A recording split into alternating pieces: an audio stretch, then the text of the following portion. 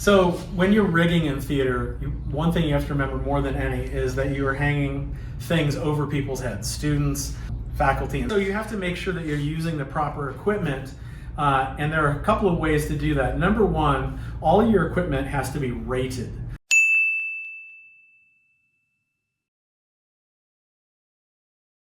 Besides rated equipment, you have to have proper training so that you're using it properly. It's the same thing as having a car that passes inspection, but you also have to have your training and earn your driver's license.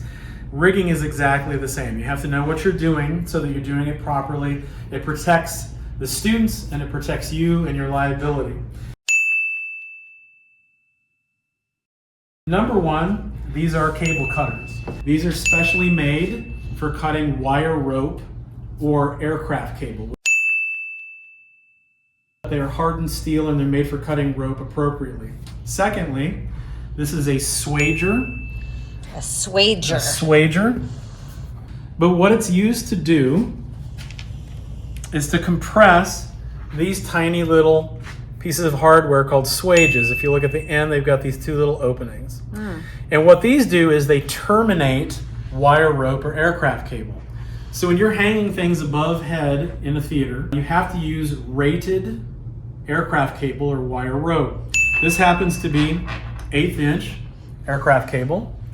Now, depending on the company that makes it, they will tell you what its working load is.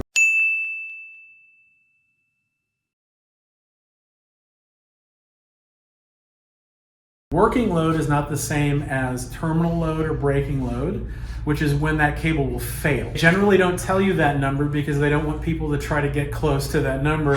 They want you to stay under a very safe ratio. The other thing to remember is you want to use the 5 times rule, which is whatever the working load is, it should be 5 times more than what you're actually going to hang from it. So if the working load is 500 pounds, I want to hang something from it that's only 100 pounds, right? And that buys you that safety ratio, it's so that you know that what you're doing is more than strong enough.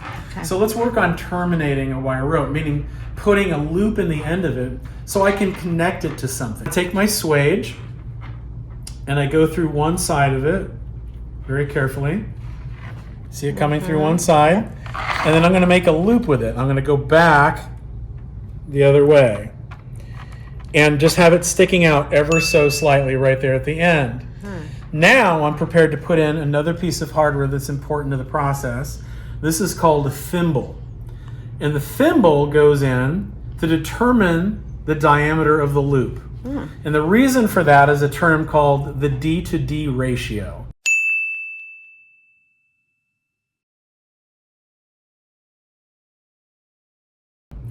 If I just make an open loop like this and I don't use a thimble, I could make the loop so small that it actually kinks the aircraft cable.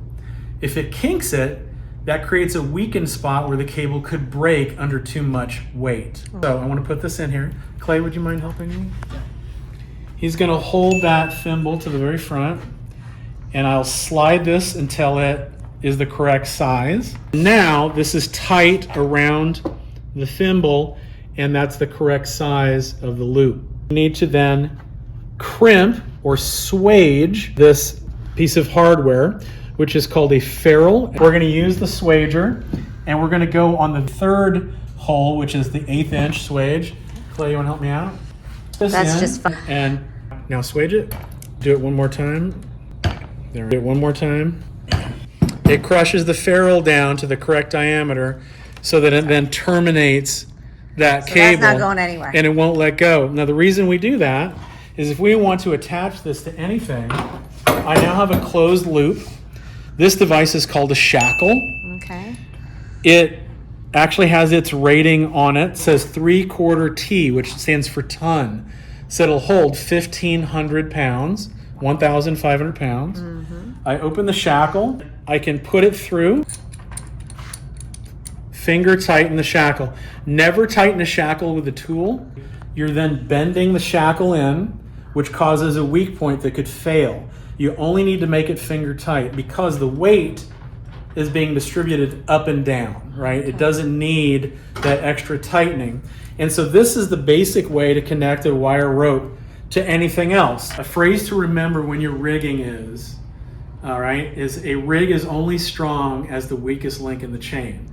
So if you use a variety of pieces of hardware, say one that's rated for 200 pounds, for 1,500 pounds, for 500 pounds, the whole thing is only rated for the 200 pounds, the weakest part. The weakest link. Because that would be the part that would fail. Rigging is a very highly technical thing that you need to learn. There are certifications that you can earn for rigging so that you can walk around actually with a type of licensure for rigging. But when you're flying things above a stage, it's important to use rated hardware, to have your training and have the documentation so that you know that everything you're using is appropriate for what you're lifting.